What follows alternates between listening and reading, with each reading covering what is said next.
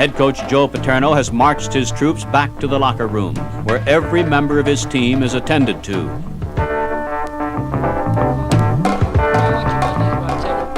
When we go on a football field, everybody in our squad, everybody on our staff understands, hey, that's my time.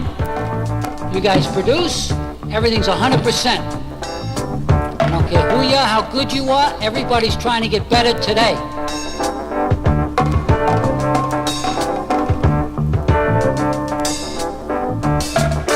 Don't go through the motions, Franco Harris.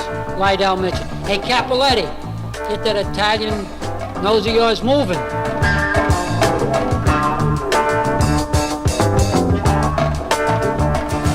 We're gonna get better. Everybody's gonna get better. I think even in practice, Joe keeps everything at a level that everybody's equal. You know? Everybody's on the team. We're all doing the same thing for the same Former defensive cause. tackle Ron Coder. He's not going to let anybody try to be like kingpin over everybody else. He's going to make sure everybody's doing their job.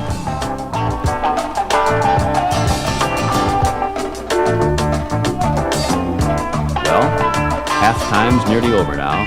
Paterno has gathered his team together for some last-minute maintenance. And before we go out, Joe says some choice words, and then we go out. Larry Suey of the famous Suey family, 3 generations of football players and coaches, tells how Paterno communicates with them in the locker room. Sometimes he tries to psych us, other times he just tries to sell us down and, you know, get ready to play the ball game. I guess it depends on the tempo out there. The big fear I have in coaching is that I'm going to lose a football game at halftime. That I'm going to get so emotionally involved in a football game that I'm going to walk in and say something that's going to be the wrong thing. So when I get ready for a football game, I have a speech ready if we're ahead. I have a speech ready if we're behind. And we may go into a halftime, such as we did at North Carolina State, and I knew we were in a tough game. And all because you guys all thought you had it made.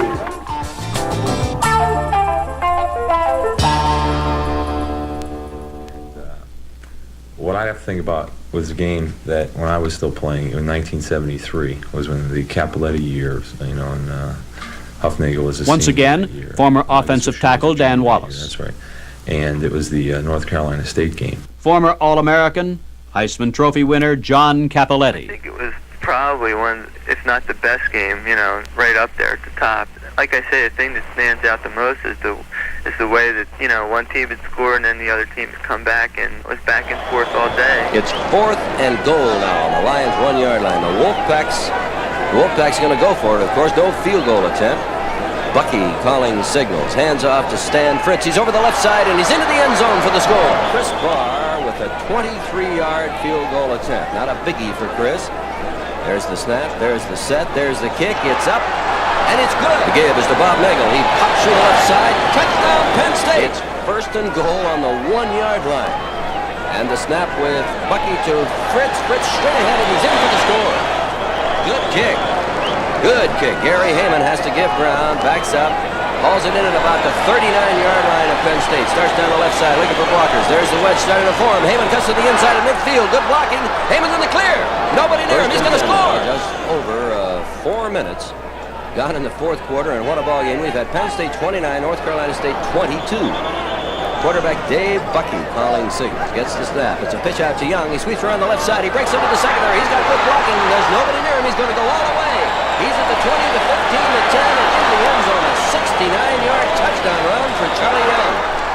And a dog fight it was, right down to the final minutes. The score, Penn State 35, North Carolina State 29. A 6-point margin with less than 2 minutes on the clock. It's the Wolfpack's ball now on the Penn State 40-yard line. The snap, Dave Bucky back to pass. Got a lot of time. He's got a man open in the end zone. It's Don Bucky. The pass broken up. A fine play by Jim Bradley. The Penn State defensive halfback came out of nowhere, and the pass is incomplete. There were some outstanding individual Lion achievements that day by Jim Bradley, as you just heard, by wide receiver Gary Heyman, who returned one kickoff 48 yards and ran back punts for a total of 122 yards, the most ever in a Penn State game. But there was another outstanding effort courtesy of John Cappelletti, who ran for a total of 220 yards that day. Come on, John, run! What was the last one you hit, Cappelletti? Was that this lug 3? Lug 2. Yeah, that was a good call. Tell Cappelletti he didn't run it right, though. Band off to John Cappelletti off the right side. He breaks one tackle. He's into the secondary. Shakes another tackle. Two blockers in front of him. He's going all the way. A 34-yard touchdown run for John Cappelletti. Hand off to Cappy. He's up the middle. Breaks to his right. Fakes one man. Cuts back against the grain. Touchdown. And my friend, that puts Cappy over 200 yards on the afternoon.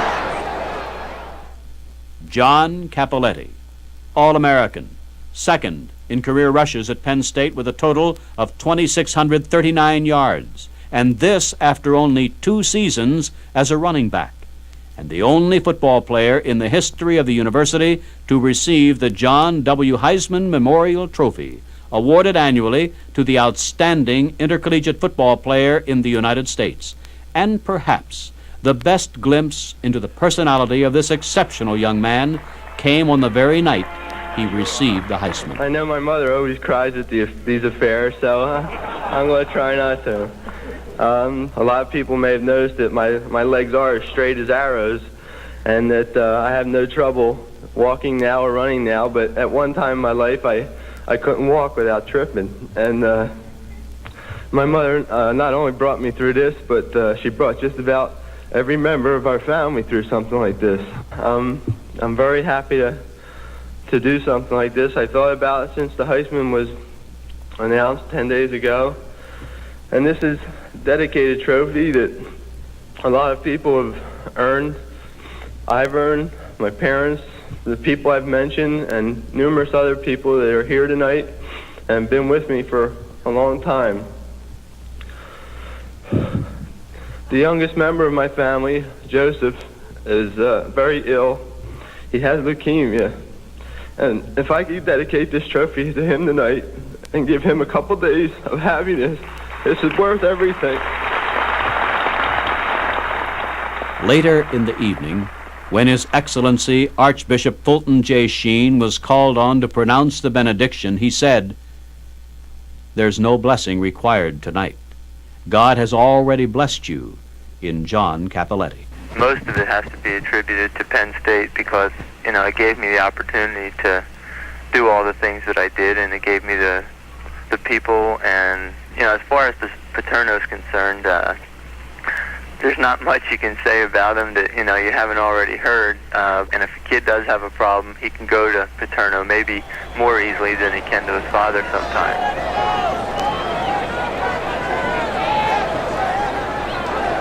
New Year's Day, 1972, the Cotton Bowl. The Nittany Lions of Penn State versus Darrell Royals' tough Texas Longhorn. Get 2 downs and make it first. Now look, you guys got to put a drive together. Now let's see if you got a little class and you get a good drive together. Good hit, 47. All right, Lasovic, good hit. I'm for the defense today. Good job, Hager. Oh! Come on, Eddie, be tough out there now. The attendance, 72,000 on hand and countless millions at home, all watching the likes of Huffnagel, Joyner, Donchez, Duquette, Harris, Zapek, and some guy at defensive halfback named John Cappelletti. It was an historic day for the Nittany Lions. Before ex-President Lyndon Johnson, a Longhorn super fan, Paterno and company fashioned their most convincing upset ever, beating Texas 30-6. But the man of the hour was Lydell Mitchell. The snap. Huffnagel to Mitchell. He hits the right side, gets a block from Bobby Nickel, cuts to the outside, over the safety Mike Bear in front of him, and Bear nails him at the 22-yard line. At the Texas 22, a 19-yard gain. Now it's second and goal on the Texas one. The Lions need this score to go ahead. The snap. Mitchell over Joyner on the right side. Touchdown! 7 minutes, 8 seconds left in the fourth quarter as the Lions break from the huddle. John Huffnagel calling the signals. The snap. A pitch to Mitch. Over the line of scrimmage for 5. Shakes one tackler, cuts to the outside, and finally run out of bounds by number 85, Malden, and a gain of 14 yards for Lydell Mitchell. That fumble recovery by Greg Duquette gives the Lions the ball on the Longhorns' 43-yard line. First and 10 for the Nittany Lions on the move, and out they come over the ball. Johnny Huffnagel gets the snap, a pitch to Mitchell, hits the left side, he breaks through, fights his way all the way down to the 33-yard line, close to a first down. Not outstanding guys. It's offensively, Dave Joyner on the offensive line, Bob Necknell, Franco in the backfield, Huff Nagel. And these are some of the key guys, but it was an exciting game. It's just the fact that Penn State was playing against a team as great as Texas. Just beating those guys was fun. You know, I wish we could have played another game the same day. At Penn State, there are no superstars. They're all part of a team. Rip Engel used to say all the time, he'd say, hey fellas, it's not our team, it's their team. Those guys are only going to go through college once. They're only going to play on 4 college football teams. They've got a right and a privilege to make that 4 years and those 4 teams they're on as meaningful as possible for them. Not for me. I mean, I'm getting paid. Maybe it's this attention, this responsiveness to every individual on the team that has made Joe Paterno so acute to the special skills, the fortes, if you will, of each individual athlete on the team. He is uncannily adept at making adjustments that most improve their attitude, morale, confidence in themselves, and consequently, their worth to the team. The adjustments have been many. Item: All-American Steve Smear, high school tight end, switched to tackle at Penn State. Item: All-Pro, All-American Mike Reed, a fullback in high school, switched to tackle at Penn State. And perhaps the most rewarding item of all, All-American John Capoletti, the Heisman Trophy winner, thankfully spirited out of the defensive backfield at the end of his sophomore year and happily inserted at offensive halfback, where he reigned supreme for the next 2 seasons. The adjustments are many, but how about this one? No, when I was at Bishop McCord in Johnston, I was a offensive tackle. And recognize the voice? Probably not. But you never would have recognized the name either if he had continued languishing at offensive tackle. I think Paterno even tells a funny story to the fact that if he was recruiting me for offensive tackle, I'd still be in Johnstown right now. It's Jack Ham, an All-American at Penn State, an All-Pro linebacker for the world champion Pittsburgh Steelers, happy to be out of a role in which he was hopelessly miscast. I can really attribute a lot of my success in my college years and in pros to Paterno. I had a real confidence problem, like I said before, with not playing very much in high school and not thinking of myself as a very good football player. So Paterno took a supremely talented young athlete and put him where his abilities would be best utilized and appreciated. Another key to Joe Paterno's and Penn State's winning ways is the handicap. As a gambler, Paterno's always looking for the edge, that little idiosyncrasy that always shows up somewhere in the opposing team's game films, that little something that he can capitalize on when least expected. Maybe it's Paterno's intense devotion to detail. Nothing escapes him. Jack Ham tells this story. I can remember Franny Ganner, who's now on the staff up there, and we were practicing in the Penn State field. They have 2 huge practice fields up there, and Paterno was just walking around to all the different stations, from the running backs to the linebackers to the offensive linemen, and just kind of circling the field. And Franny told me the story that he made a mistake on a running play with the offensive backs. He either hit the hole wrong or he took the handoff wrong, and Paterno was something like 60 yards away, and he was giving Franny hell. And Fran told me, he said, how could Paterno see me from 60 yards away and know that I made a mistake? He said, you can't get away from him on this field. But a stickler for detail, always looking for the edge. And that carries over to a coaching staff that Fran Ganter is now a part of. For instance, during the 1975 edition of the Pitt-Penn State Showdown, it was assistant coach Greg Duquette who took a page from Paterno's handicap manual. While watching the Pittsburgh game films earlier in the week, Duquette spotted the Panthers center hitching his shoulders a little just before centering the ball. Not very much, but just enough to possibly turn it to Penn State's advantage sometime during the game. Duquette apprised linebacker Tom Odell of the situation, and here's what happened. Second quarter action. Pitt's Elliott Walker has just burst through the middle for a 37-yard touchdown run. Carson Long is back to kick the extra point. Carson Long in there, of course, to attempt the extra point. There's the snap, the kick, and it's blocked. Defensive halfback Tom Odell, I believe it was, just leaped over the center and blocked the extra point attempt. So with 6 minutes and 6 seconds left in the first half, it's Pitt 6, Penn State nothing. Well, we're nearing the end of our second half now, and throughout all the game highlights we've been reliving today, I think we can clearly perceive the unique Paterno philosophies and principles finding physical expression between the goal lines. The traditions of poise and confidence upheld in the 1969 Syracuse game, when the undefeated Lions roared back from 2 touchdowns behind to win 15-14 in the fourth quarter. The continuing recommitment to the basics, the little things, best exemplified by Ted Qualick's onside kick recovery for the winning touchdown in the '68 Army game.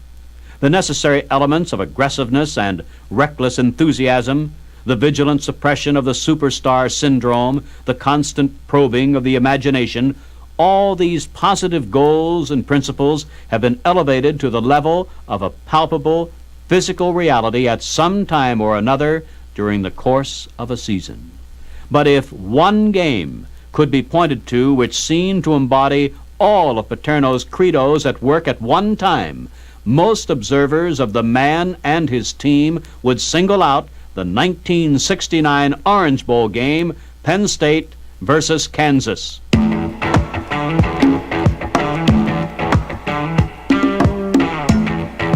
The third-ranked Lions came into this game 10-0 on the season, and they hadn't lost in 18 straight outings.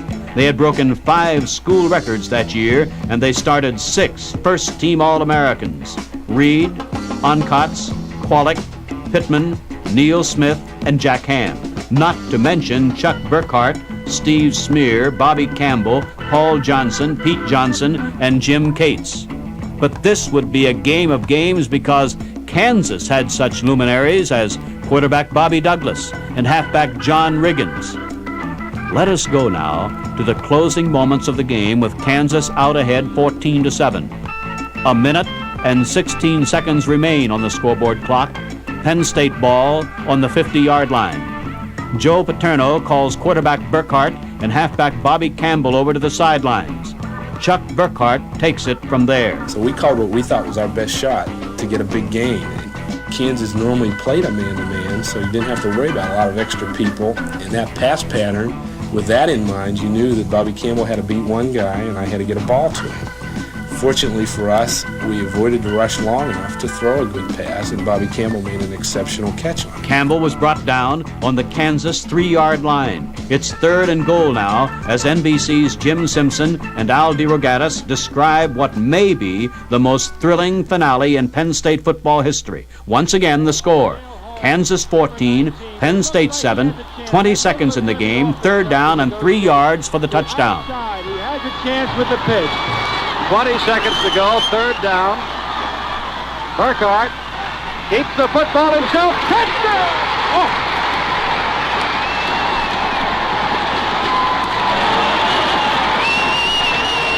As Al DeRogatis said, the middle was jammed up. Burkhart went to the outside.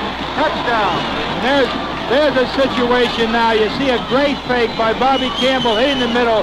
The bootleg was open earlier, but this time Burkhart comes with a number 22. They may say, and Joe Paterno has said that this guy may not look great, but he sure does it when you need it. They're going to win the football game. They're not settling for a tie. This is the extra point conversion, the extra 2 that could win it for Penn State, or if they fail, for Kansas. Burkhart throws it in the air, up in the air. It is no good. With 15 seconds left, Kansas has held. And may I congratulate Joe Paterno. 10-0 is almost as bad as a 10 and a tie. They're waving a flag at the goal line. Hold on. This madness of the 35th Annual Orange Bowl isn't over yet. Joe Paterno said that, as Pepper Rogers has, that college football must be fun. You don't play that many games, and Joe Paterno, we congratulate him. He plays to win. And this is for everything. 14-13, the conversion attempt. If successful, we'll set it up again. We'll win for Penn State. If unsuccessful, we'll win for Kansas. The official Earl Jansen, the referee, stepping in. Now you got to remember that Penn State is on the near side, down at this end of the field, but Kansas is on the far side. And they're making a lot of noise. Mike Reed, whose two tremendous defensive plays have set up this opportunity, is praying on the sideline. Burkhardt hands to Campbell. He's won it!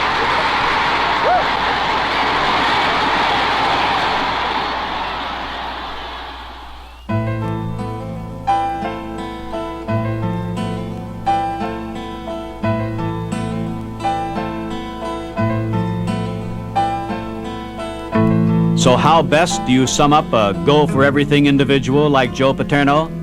Well, we'd like to do it the way we did it in the beginning. Fellas? He's a very intelligent man, smart. He was a very, very smart student. He tries to stay on top of everything. He gives you some type of philosophy to live by. He has to be like sort of like a father to us during the preseason, and he has to be a psychologist with us during the year. He has to be like a teacher to us for school. As far as the Paterno's concerned, there's not much you can say about him that you haven't already heard. The more I get to know him, the less I want to hang labels on him, even good ones. Joe's high school Latin teacher, the very Reverend Thomas Birmingham, S.J., has this to say about Joe. One of the most remarkable things about Joe, I think, and one reason why I've never felt disposed to take any credit for Joe is that when I first met him 33 years ago, in a sense, he was already all there. He was already the Joe that you know today. I went to Rome, never been to Rome.